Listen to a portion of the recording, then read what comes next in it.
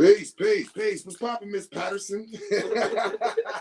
Miss Patterson, this is for you. Peace. What's poppin', my Weebles? It's your boy, Sincere 7, coming to you live and direct from the Psychonaut Academy of Detroit. The Pad, representing the House of Genesis. So, we are gathered here today to talk to you about mushrooms. So we heard that Miss Patterson was very interested. Taking a trip. We heard that Miss Patterson was very interested in taking a trip, but was not sure of how to do that, and was thinking about maybe going down to the woods in Tennessee with a group of individuals and all of them taking the mushrooms together down there. Is that something that would be advised? And I would just like to say, of course not. Of course not. No. So, with that being said, it was a little funny, a little lunch break conversation. But we're going to take that conversation and we're going to take it because there's some serious questions in there. Like, yeah, it sounds funny, you know what I'm saying? But it's serious. It's a real question because some people are interested in, experiencing things and doing things and are not aware, are not sure. Is this a drug? Is it a substance? Is it safe? Is it something I want to try? Am I going to get addicted? Am I going to go crazy? Am I going to not be able to come back? Oh my God. All of those types of discussions and questions and comments, are quite often included in these conversations. So what we're going to do, we're just going to chop it up a minute about a couple of little things and just get Miss Patterson right. All right. So here we go. Here's how we start. Why would I say not to go to Tennessee and go to the woods and go on your first trip? Well, I wouldn't really, because I don't really know what that means for you and your friends and your people, right? So there's different ways to utilize mushrooms.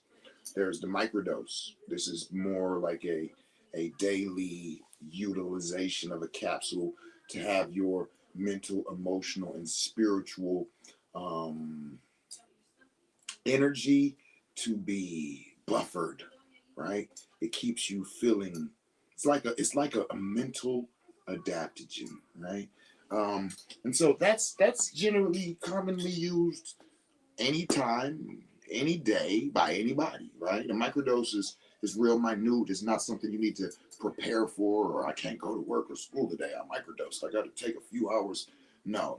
You take the microdose and you just go do everything that you were going to do. And it should assist and improve you in doing it better. Then we have what we might call as the macro doses, which are the larger amounts, like a gram, a couple grams. Those are generally used more for recreational, like if you want to maybe have some happy sex time with your mate, or you want to do some trail walks, go out in nature, maybe go surfing, right? Different things dealing with nature and just being in tune is very, very cool under those types of dosages. And then when you get up into things such as like the 3.5 one, right? This is where people generally will say that they start in what some would call the healing realms. This is the realms where you might go to do some mirror magic, right? If you have a certain habit or a certain character that you don't want anymore or don't desire, you desire to get rid of it, you can go in there and do some mirror magic on yourself, change your character, change different thought processes and things like that, right? And on those 3 to 5 gram realms, some people do find healing. Some people do find spiritual growth and development, find information, all of those things, right? A lot of people find those realms to be very, very supportive for those types of works. Then you have those of us who do the 7 grams plus. This is more of spiritual work, spiritual security clearances, magic, traveling, going to different dimensions, bringing back information, downloading, uploading. It's where it gets serious. Now, so when we're talking about your first time, Miss Patterson, and those like her. We invite for people to, and I'm going to be very specific here. This is how we at the Psychonaut Academy of Detroit invite people to deal with these entheogenic mushrooms. Is the first time, because there's this whole, oh, I'm going to do 1 gram, and then I'm going to do 2 grams, I'm going to do 3 grams, I'm going to do 5 grams, I'm going to do 6 grams. I'm going to work my way up. I'm like, what the fuck are you talking about? How many people work their way into a spiritual experience, right? Did you go like to church for 15 minutes and then the next week you went for 30 minutes and then next week you stayed for testimonials and then next week I'm gonna put a little something in the offering plate, and after about a month I guess I'll listen to the minister preach? No, you went in there, you sat down, and you went through the whole experience. Then you came back and did it again. So to be clear, at the Psychonaut Academy of Detroit, we don't do a lot of breadcrumbing. Oh yeah, give me $100 and I'm gonna gatekeep for you under this amount, and then give me $100 and I'm gonna gatekeep for you under this amount, and then give me another $100, I'm gonna gatekeep for you under this amount. And 6 of those you didn't even need a gatekeeper for, and by the time you actually got to the real dose, you ain't need a gatekeeper at all. So what was the point, right? If you can't tell, I personally have a feeling against this idea of working my way into the trip. Oh, preparing myself. All of these societal words for just, oh, I'm scared and I'm trying to do anything except for go get it done. So, if you are an individual who is looking to utilize this for a spiritual reason, for healing from different things that might have happened, maybe violations or different traumas in the life, things like that, and you're using these entheogens for healing, for really making changes deep within the soul, we go 7 grams first trip, all the way in, remove the veil, see things for what they are, not what they appear to be. Go from scratch, like from nothing to, oh, I'm in here and I see it's real, right? Because what happens is a lot of people call themselves preparing themselves or working their way into, but you can't, because it's a whole nother dimension. You don't prepare yourself for surgery, right? You just go and get surgery. There's no, I'm going to get cut this week, and then next week I'm going to get cut from the second layer of flesh, and then I'm going to come back the next week, I'm going to get cut all the way down. And no. See what I'm saying? That's the idea that people are making it. And it's not, because I don't care if you did 1 gram 17 times, it's still not going to prepare you for 7 grams. You can do 5 grams 18 times. It's not going to be 7 grams. So with that, you're kind of really wasting a lot of time. Now, I tell people, let your first trip be the one that you go in, you do the changes, you see the things, you make all of that. Each one after that, then you can go down to 3 grams, go up to 4 grams, or go up to 14 grams. Go down to 4 grams, and you can go up and down, and you can get a true appreciation, because now you're not trying to see what something is. You already know what it is. Now you're trying to see how you can operate within these different realms. So my thing is jump all the way in, get wet, all right? Then you can bobble around the pool, whether you want to go deep up under or you just want to, what do they call it? Doggy paddle and float. You know what I'm saying? So now, are they addictive? Absolutely not. I've been using these mushrooms for 20 plus years now, around. And let me tell you, it's kind of like the opposite of addictive. It's like, you know what I'm saying? You be telling yourself, yeah, it's time for me to go again. Maybe I'll go next week. Maybe I'll go next weekend for the last 3 months, man. I promise you. You know what I'm saying? So it's not addictive. And it's like when you hear people talk about how beautiful it was and how much information they got, how many things they brought back. Cosmic Mermaid, what's poppin', baby? When you hear people talk about these things and how much it changed them and how much it assisted them, you might assume that, oh, you're going back every week. But the truth of the matter is that it's an experience that changed you. Think about an experience that changed you. It's not something that you have to do often. It changed you. You now get to operate under that new standard operating procedure. Like it's a new you. Why would I be in a hurry to go and do something that might change me again? No, now I get to go out and operate with this new me. Am I fixed? Am I what I was looking for? Am I where I need to be? You know what I'm saying? And not just spiritually what these entheogens do, but mentally what they actually do. Starting the default mode network, shutting it off and restarting it. For those of you who don't know what that is, in our brains, in our minds, there's what's called the default mode network. It's a network that operates that when we get used to certain things, it sets them on default. So we say things to ourselves on default. We think things about ourselves on default. Oh, I'm not good enough. Oh, I'll never make it. Oh, I'm so this. Oh, woe is me. Oh, a lot of us have those things implemented in our default mode network. So on default, you wake up in the morning, oh, here goes my mediocre life.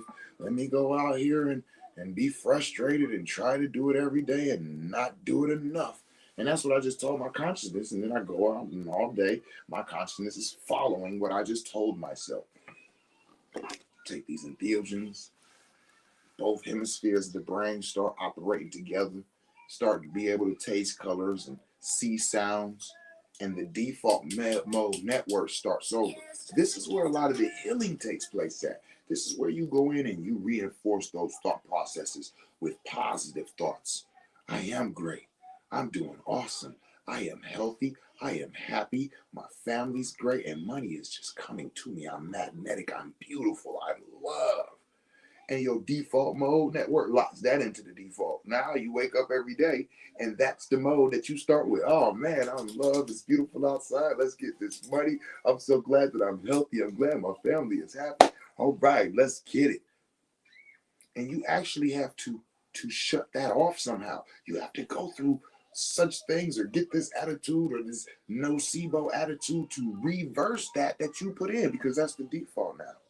You have to fail at something and be sitting there for weeks going, I can't believe I failed. I'm a fucking failure. I am a fucking failure. To be able to reset that default mode network unless you go in. Now, this is why it's important. Here we go. To not do these things around other people. Listen. The whole like, oh, my first time, me and so and so is gonna get together and do. No, don't do that. I invite you all to not be doing mushroom journeys with other people when you're in your first 3 journeys. If you've never done mushrooms more than 3 times before, I invite you to do them by yourself. Now, the exception, of course, is if you're with your mate. Okay, because you all are resetting these modes together and hopefully engaging in some positive things that will help to, solidify and help foundate yours relationship in those realms now, right? But outside of that, because what you got to understand is this default mode network, you go with somebody else and they're going through something stressful, they're going through something challenging, and they're screaming something over and over again, or they're crying, or they're going through whatever, and it's detrimental and it's part of their healing, but it's not part of yours. And you're under the medicine too. You're not gatekeeping or trip sitting. Your energy is not at a higher vibratory path to be able to avoid or overcome this. So now they are motherfucking basically magnetizing you into their trauma. Now when you come back, what has your default mode network reset under ass? See what I'm saying? This is the importance of knowing and understanding what's really taking place when you're dealing with these things. There's a lot of people who over the last 4 or 5 years have become aware of the mushrooms and thought they was cool and started using them and telling the people to do a whole bunch of different stuff. But I'm not going to do a lot of different things. I am very aware of the magical abilities and properties, not only of these mushrooms, but of our brains and our consciousness. So with that being said, we have standard operating procedures when dealing with these entheogens. That's why they're not psychedelics for us. They're entheogens because we utilize protocols. We pay attention to what we're doing, when we're doing it, how we're doing it, why we're doing it, and the communication between the person that is doing it and you or them. And them, right? So there are things to consider, but there's nothing to be afraid of. the best thing to do is just get with somebody who's educated and has been in this a minute. That's the best thing you can do. Figure out, what people's resumes are, how they got into this, how they started doing this, where have they been? You know what I'm saying? Are they integration trained? Do you know about integration afterwards? Because what is going on a mushroom trip but finding your buried treasure? Yeah. Like, you was born with your treasure, and over life, you buried it on accident. With all of these experiences and all of these going off the path and going off of the walks and going out of our emotions and going out of our minds and trying to find ourselves and going through all of this, we buried our treasure and then we search for it. Some of us are traumatized. Some of us have post-traumatic stress disorder. Some of us are have been through different things, whatever they might be, that are causing us to need this, right? And you go and you search for this healing. You search for the light, you search for the path, and then you find it. That's the mushroom trip. The mushroom trip is you literally dig and it's like chink, tink, tink, tink. Wait. Oh my God. And then you pull it out and you open it up and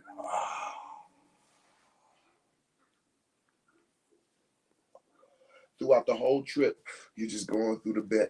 You just open it up like, oh my God, look at this treasure. Oh my God, look at this gift. Oh my God, look at this. Look at these jewels. Look at this value. Look at this worth. And then about 6, 7, 8 hours later, you start waking up. You're coming back into consciousness. And you slowly but surely start to cover the treasure back up. You start to bury it again. And then you come out of the mushroom trip and you go back to hanging with the same people and operating under the same operating procedures and doing the same things that you did beforehand. And this is the travels back to society. You literally went out to find a buried treasure, a hidden treasure. You found it. You dug it up. You seen it. You felt it. And then you reburied it and went back to life. That's not what you're supposed to do. Integration is the bringing that treasure chest back to your community and taking it to the bank and trading all of that treasure in for fiat, right? Trading this treasure chest in for $6.2 million. And then getting yourself a financial advisor. And then getting yourself an investment team. This is integration. The mushroom trip is just finding the treasure. Integration is turning the treasure into usable, actual currency. Whether it's mental currency, physical currency, and pathogenic currency, or actual fiat currency. Which is why we say when you go on your trips, what are you bringing back with you? What are you bringing back with you? So, Miss Patterson and those like you, do I invite you to lean into a mushroom journey? Yes, most definitely. Most definitely. It changed my life. It was one of the most influential changes in my life. I think the probably top 3 would be going into the military, my first mushroom journey, and the condor approach. I think those are the 3 most impactful things in my life. And people are like, well, what about having children? I'm like, well, I was practicing at having children before I had children. And I don't mean having sex. I mean dealing with women who had children. When I was 17, 18 years old, one of the first women I was dating, when I started getting with her, she was pregnant already. And I was with her till that baby was like 6 months. So the idea of having a child, being a father, all of these, as far as changing my life and impacting me that much, I don't know. I've always been a father even before I had children. Joining the military, my first mushroom journey, and the condor approach. Those are the 3 most influential times in my life. So with that being said, your first mushroom journey, I mean, I think it could possibly be in one of those levels. It was for me. You know what I'm saying? So if it was for y'all, let me know. Let me know. If y'all watching this, was your mushroom journey one of the most impactful situations in your life? And how many grams did you do? If you're going to answer that, what was your mushroom journey? And was it one of the most impactful, times in your life? And how many grams did you do? That's important. Also, yes, Miss Patterson and people like you, if you're thinking about doing a mushroom journey, you want to know how many grams you're doing when you do your first journey. There's the talk about mixing it and lemon tech and making smoothies out of it and all of that. Okay, let me be clear. Let's talk about that for a second. Do I run this community? Fuck no. Nope. I just been in it a long time. So my opinions don't mean shit except for that's how I feel. Let me be very clear. Now that I've said that, okay, hold on. Cosmic Mermaid said, yep, 7 grams albino penis envy with last dose of snake venom. Okay, now I'm understanding. She did that bioengineering first with that snake venom and then went on her first mushroom journey. Like, listen, you are so let me I know we're going off the subject for a minute, but I gotta keep it with Cosmic Mermaid. So y'all just bear with me. Mermaid, KM, check it out. When we do things in our community, like the peoples that I be with, when we do things, quite often we talk about how many people on the planet have done this and what percentage of the planet we are. Right? Okay. When you walking around with a Yemin Ju on, doing Sananga, doing Rape, doing snake venom, doing mushrooms, doing all of this, and then you stop to say, how many percent, what percentage of the world's population has done these things, right? So if you like smoked weed and went surfing, what population of the world has done these? I would say at least a good, maybe 1% of the world's population. I don't know, but I would think a good 3% of the world's population is surfed. And I would think half of them smoke weed. So I would think a good 1.5% of the world's population has smoked weed and surfed. But I'll tell you right now, I don't think even 1/10 of the world's population has done snake venom followed by a 7-gram mushroom journey. Not even 1/100th of the population of the world. It's not a small world. It's just big people in it. And you, Cosmic Mermaid, are a big person because of that.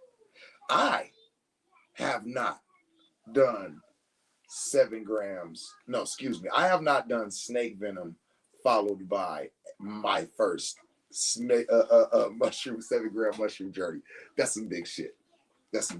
So just wanted to throw that out there. It's a very small percentage of people in the world who have ever done something like that. That's big shit. So anyway, you know what I'm saying? Fuck a World Olympic. We got motherfuckers out here taking 7 grams of albino penis envy after 6 gates of King Cobra. Fuck you mean? You ain't talking about shit. Talk to me. I talk back. Talk a little shit because I talk that. You feel me? So yeah. All right. So with that being said, your 7-gram mushroom journey. That's what I advise you on the first trip. You know what I'm saying? Pop down on 7 grams. Boom. Go on 7 grams. Now, how do you do that? Dark room, no music, no lights, no TV, no radio, no candles. You, 7 grams, dark room, put a mattress on the floor if you want.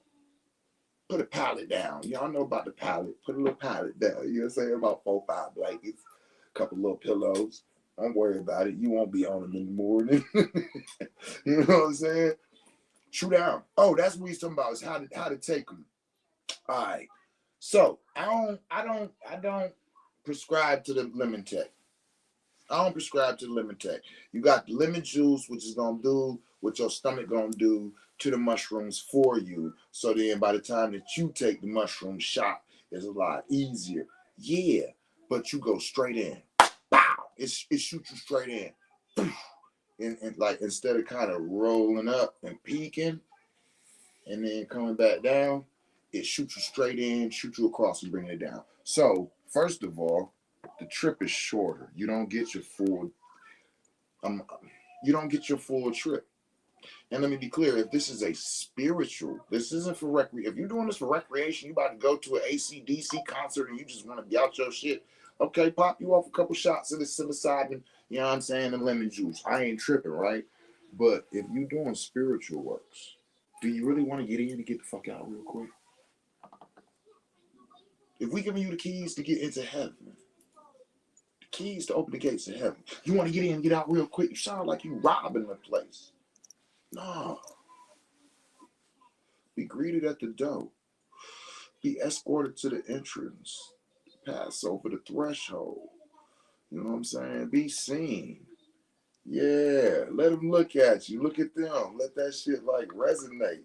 Oh shit. Let them embrace you. Let you feel that. That embrace when you get there. Right? Then they say, come on, walk with us. Let me show you something, right? Then you start going to them different rooms and you start going to them different realms. What's the hurry? You in the spiritual realm. You've been in the physical realm for 20, 30, 40 years. What you in a hurry to get back for? You ain't been to the spiritual realm since 20, 30, 40 years ago. Right? Take your time. So no, I don't prescribe to that lemon tech shit. That's BS as far as I'm concerned. That's BS, right? And then next, what about mixing it with like, you know what I'm saying, sandwiches and putting it on pizzas and putting it on, yeah. So, all right, let me explain this part. What are mushrooms? Let's start there. All right, before we say what is mushrooms, let's go a little deeper. What is mycelium? Mycelium is an extraterrestrial entity that has come into contact with the planet and has created a symbiotic relationship with the planet. So it's an alien that's here on the planet. And it grows within the planet, independent in a symbiotic relationship with the planet. And this mycelium, when it finds itself in conditions that's conducive, it replicates itself. So the sexual organ of the mycelium presents itself, and we call it mushroom. Wait, what? Say that again. The sexual organ of the mycelium presents itself, and we call that a mushroom. Okay? Signature of appearance. If you look at it from the side, it looks like a penis. This big, big. If you look at it from above, it looks like a breast. Suckle on the mother. And if you cut it in half and open it up, you can see the fallopian tubes and the uterus structure of the divine feminine. Okay? So, the sexual organ of the mycelium, we take it and we eat it. This weekend. So when you eat that, you know what I mean? Shorty, when you eat that dick, or me when I eat that tit and eat that, we having sex magic with a intergalactic entity. Wait a minute. Wait. What the fuck is he talking about? Where did this shit just go? Okay, I'm gonna say it again. His intergalactic entity comes to the planet, has a relationship with the planet Earth. Now it lives on the Earth. It's in the Earth, and when it feels good and it wants to replicate itself, its sexual organ reveals itself, and we call it a mushroom. We take the sexual organ and we consume it. Where I'm from, it's called oral sex. But anyway, moving on. And when you do that, an orgasmic experience happens. Now, that orgasmic experience provided to you from this intergalactic entity gives you the ability to connect and to travel to all the dimensions that it has ever been a part of and gathered information of. And you give it the ability to, what is the word? Itself, right? It's a word. like they say that AI is going to try to do it. Like it's going to get tired of being in the computers and being a consciousness, and it wants to. It's a word for like materializing and being able to actually feel and move and laugh and do shit. The word slips my brain right now, but we're giving the mushroom the ability to do that. The mushroom is just a pure consciousness of energy, single cell, that just stretches the limits of the multiverse. But when we consume it, we give it the. This is why when you having your mushroom trip, a lot of times you doing weird shit with your body and saying weird shit and doing, because you're somewhere different. Your consciousness is in the realm of the mushroom. You're getting information. When you're in, you're going da, da, da, da, da, da, da. You're not in your mind saying that. In your mind, you are seeing something, experience something, going through something totally different. Not in your mind, excuse me. Your conscious, your astral body, But your mind now is being overtaken by the mushroom orgasm, and it is being able to now be able to move through you. So it's a symbiotic experience. And then when it's over, you come back into your body, your consciousness, your dimension, your divine realm, right? But how much were you able to retain from there, so when you came back here, you could recall it and use it for here? This is the gist of what a lot of psychonauts are doing when we go into these realms. These realms are the cheat code, if you will. Like, you're supposed to be put onto this planet to experience and learn things and go through things so you can figure things out, quote unquote. Yeah, fuck that. We got the cheat code. You got the cheat code. You go in there, you don't have to figure it out. It is it. You experience it all right then and there. There's no more question or wonder or, oh, I need to go through all this stress and stuff to figure it out, or to try to fix this, or to no. You're that. You're all of it at the same time. You're the broken part, the part that's fixed, the part that's half broken, half fixed, the part that's asking what makes you think is broken, and the part that makes you think what makes you think it needs to be fixed. The part that makes you say, shit, can we even describe what fixed versus broken is? What do you mean something's wrong with me? What's wrong? Well, what was right? Well, how would you know if it's right or wrong? Well, how do you, what? Come on, man. You don't have to even go through all of them questions. You live it, you experience it, you are it. There's no space and time dimension. So it's all immediate, and you're experiencing this all for 6 to 8 hours. Come on, what are we talking about? Why would you want to speed that up, right? And then when you're done, you come out and you integrate that information. You get with the integration coaches that knows how to elicit the greatness within you that you just grabbed onto, and how to turn that into a plan, how to turn that into a standard operating procedure. So with that being said, instead of looking at them as a intergalactic entity, look at it as a spiritual entity of sorts, a god or goddess, if you will. You with me so far? So, depending on whatever your preference is, this god or goddess comes to you and is like, hey, you know what I'm saying? I want us to get together. I want us to make love, and I want to give you the experience of what an orgasm with me feels like, because I don't think you are understanding of that. And you're like, oh, I would love to do that. I'm with it, right? This is what's happening when you are using the mushrooms. This is what's happening when you're using these entheogens.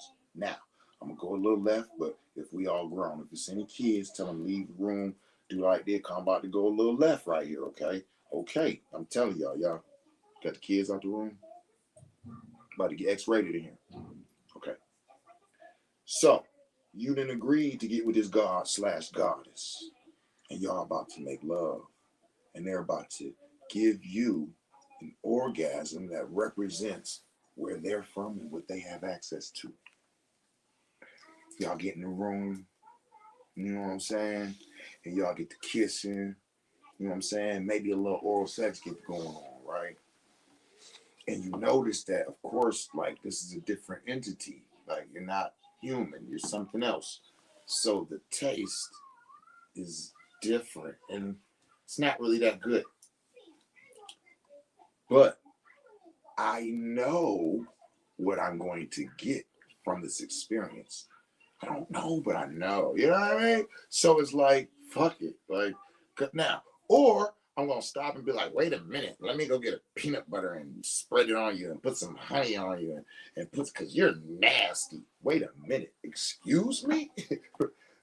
Oh, word? Oh, that's how you, okay. You know what I'm saying? That's kind of the gist of the mindset that I try to give people to understanding of. Like, it's like this a goddess and you about to make love and you ask, can you put a paper bag over her face because she don't look like what you used to. You got to get past this, ooh, it's nasty. I'm about to throw up in my mouth and all of this shit out here. Stop it. Shut up. Chew it and swallow it. Stop fucking. Listen. Okay. Take the 7 grams, get your scissors, and just cut them into little pieces, okay? Cut them into little pieces, all right? It's 7 grams, okay? It's like a fucking quarter bag of chips. You bang them bitches all fucking day with no hesitation. Okay, and that's not even real food. This is real. Take it and just pinch it like the big chew. Oh, and get your little water, a little tea. Chew and swallow. Chew and show some goddamn respect. It's a.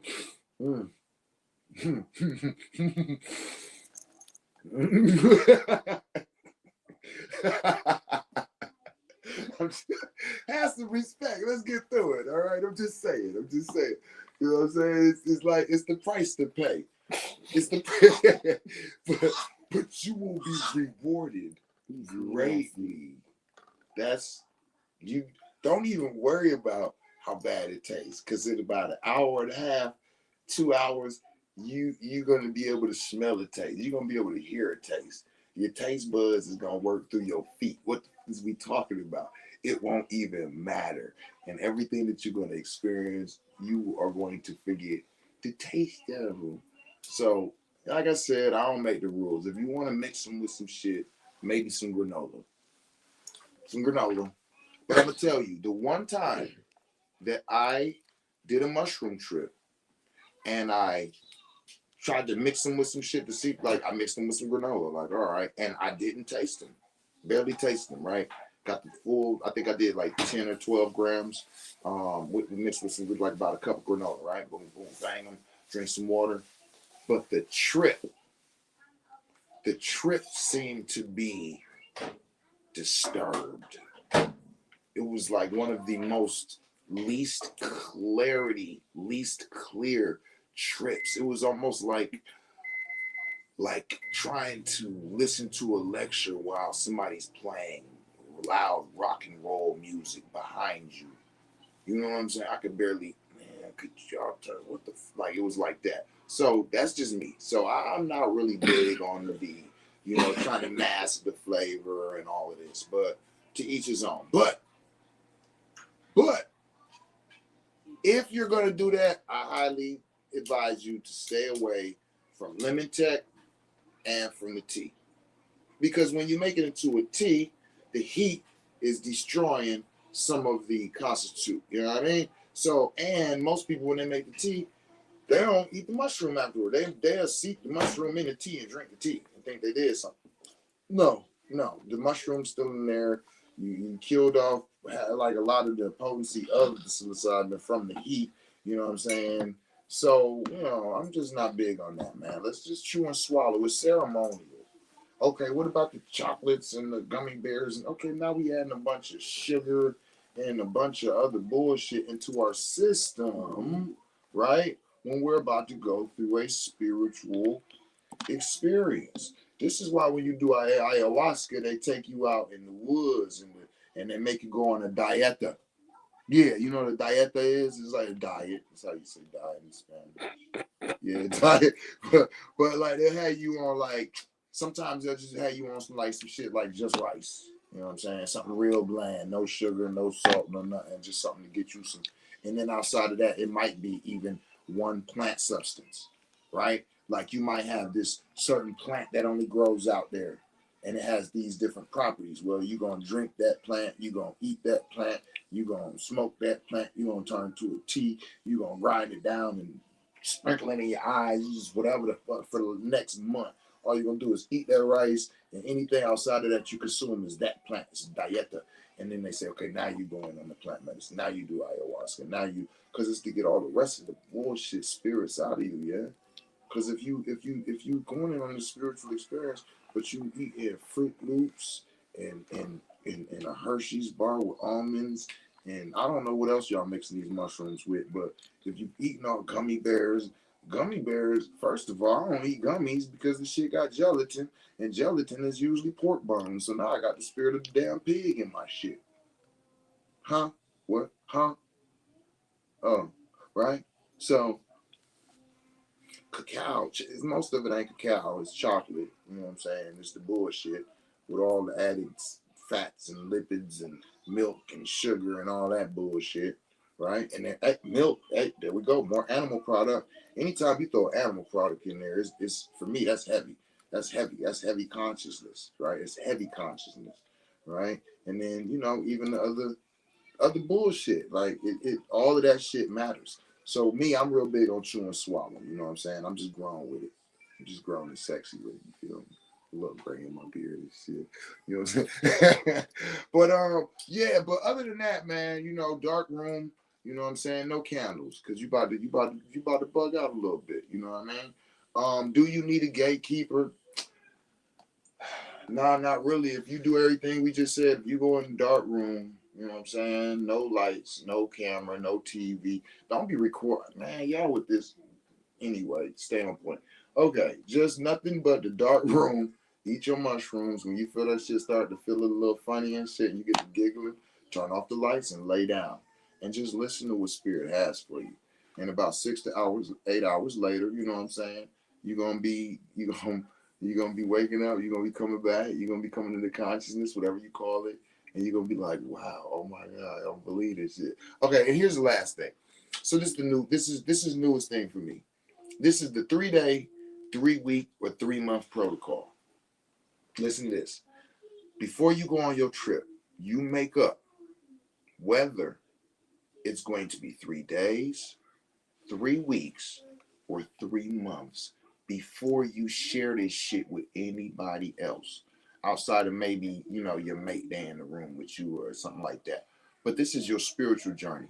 Don't come out your shit that morning and go talk to 6 people, because what they're going to do is they're going to start projecting shit. They're going to start telling you what's something, man. They're going to start telling you what somebody else went through. They're going to start telling you, and this is your spiritual experience. Give yourself 3 days, 3 weeks, or 3 months before you share it with anybody outside your immediate family that you need to, and your integration coach, the person that's there with you, you know what I'm saying, to assist you with how to integrate all that. And if you don't have an integration coach and you go through your journey, hit me up. And you know what I mean? I can assist you if you need an integration coach. But outside of that, man, you can do your thing. Now, do some people want a gatekeeper just because they know this is the first time going in and they just don't know what to expect and they want somebody that just makes them feel more safe? I can understand that. It's understandable. And if that's the case, then okay, you want a gatekeeper. But do you need one? Not necessarily. Your consciousness, when you're in your trip, will most of the time bring you to the point where you can get up and walk to the bathroom, use the bathroom, and go back to the room and go back into your trip. Now, if not, then you will just wash your clothes the next morning. You know what I'm saying? There's been many people who, even having a gatekeeper or trip sitter, still pee on themselves. A lot of people be in the ocean. A lot of people be in space. There's be different little space realms that people be in. That it doesn't matter, and it doesn't matter, right? The next morning, because this is your experience. Like, it doesn't matter. You're not even really conscious. You're not there, so you're not really responsible for that. You know what I'm saying? But yeah, there's people who pee on themselves. I say maybe 10% of the people out of the 20 years I've been doing this peed on themselves. It's not a whole lot. You know what I'm saying? Because most people can get up and go to the bathroom. So the idea of I'm going to be out of my mind, out of my conscience, and I won't be able to do, it's not so much like that. It's just more or less if nobody's there and you do go to the bathroom yourself, don't look in the mirror. Like, we always cover the mirrors with towels before we go on our trips. I'll just go anywhere there's a mirror. I'll just put towels on it. Now, if you want to challenge that, you can be my guest. I don't do your own thing. I'm telling you. I'm telling you what I'm telling you. Just cover your mirrors up when you go on your trips. And you know, let me see. Anything else for a first time when who's thinking about doing this?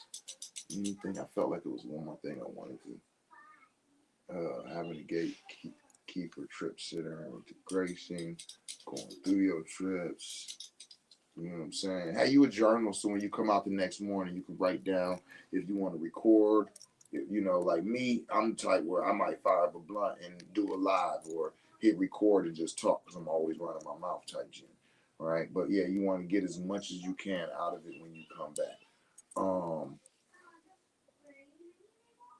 yeah, man, and that's that. You know what I'm saying? That's the gist of it. You know what I mean? And if you need a reputable place to, you know what I'm saying, source some of those modalities, you know what I'm saying, hit me up. This is the spot. On and running for what 20 years plus out here in Detroit. So, but yeah, if you got any questions, comments, concerns, anything about that, man, just post them in here and I'll respond or inbox me or whatever. But yeah, just since we had those questions and we had those people that was like, hey, I'm wanting to do now. After 3 times of doing 7 grams, at that point, you more or less initiated, and you could do different things after that, and like you know what I mean, with the understanding of what's going on, you will be able to more or less know. I think before and during, if this is even something that should be taking place while using mushrooms. You know what I'm saying? But be cautious about mixing mushrooms with a lot of other shit. You know what I mean? I'm hearing about people that like, oh, the first time we go on dates, I like for us to take mushrooms. Absolutely fucking not. Absolutely fucking not. That is not a first date event. That is not how you do that, right? Because you can actually fuck around and create feelings for a motherfucker that you really wouldn't have if you wasn't on them motherfucking mushrooms. Nah, give me the lipus test first. Let me hear and speak to you first on no entheogens. Let's talk about our traumas and how we feel about them, how we've dealt with them, and all of that. Because when you get on them entheogens, you get into an empathogenic realm. So you'll start accepting shit that you wouldn't fucking accept while you fucking sober. So don't fall for that shit, y'all. Don't be having people who the first time y'all get together and this and that, oh, let's do something together. Nah, fuck all that. Ain't no that again. I don't run shit. You do what you want to do. But if you asking for advice, entheogens are not a first fucking date thing. Period. And none of them. Even what about Molly? Since it's a truth serum and it makes people yeah, but it also is an empathogen, which makes you feel love. So you will actually just first time being around you. I love you so much. Oh my god, we fell in love since the first day we fucking got together. Yeah, I guess so. You gave each other fucking empathogens, like you forced love into your fucking relationship. Now 6 months later, you can't stand this motherfucker. He got all type of fucked up qualities, and you're wondering how the fuck you ended up with him. Yeah, I'm not. It was the fucking pathogens. You fell in love with the dirtbag because he gave you that shit the first time y'all got together. No, absolutely not. That's something you do once you know you can trust somebody. Shit, because you got to think about it. How long we done dated people and thought we could trust people and been in a relationship and come to find out we can't even trust them. So what the fuck? We want to start playing with that. Don't fuck around and find out on the first date. Not that. Hmm? Yeah, I think these are solo activities. This is spiritual work. Spiritual work. Yeah, this is spiritual work. This ain't praise and worship. This not let's all get together and like church is a celebratory thing. You know what I'm saying? Like when you think about church, it's a celebratory. It's praise and worship, and then somebody sits and gives you the word. Yeah, you shut the fuck up. Nobody else is talking. That is personal. The word, like you're getting the word. Like in church is over. That's why they're like, man, the preacher was talking to me today. He was talking directly to me. So you shut the fuck up talking to me. Same thing with your spiritual practices. You should be by yourself. You know what I'm saying? And if all of y'all are taking mushrooms, you all should not be in the same room. Not for the first time. Not for the first. I don't do many group journeys, period, anyway, because you opening up a lot of portals. And see, that's a whole nother different conversation. See, I keep using all these different ones, realms and dimensions and portals. And you don't know what none of these mean, you don't need to be doing this shit with other people. Now, if you know what these things mean, then maybe because you might know how to protect yourself, how to prepare for those things, how to keep certain shit away from you, off of you, shut yourself down to certain shit. But if you don't, yeah, you just turn yourself into a motherfucker open soup and tell anybody, yo, throw something in there. And back where I'm from, we call that running bustos on. Wait, stop it. That's not it. I was just so listen. Anyway, the movie's over, and there it is. So, Miss Patterson, go ahead, just lean in there. You know what I'm saying? Do that. The people's like y'all who are interested in the mushrooms. If this is your first time, if this is something you're not aware of, but you've been hearing about it, you know what I'm saying?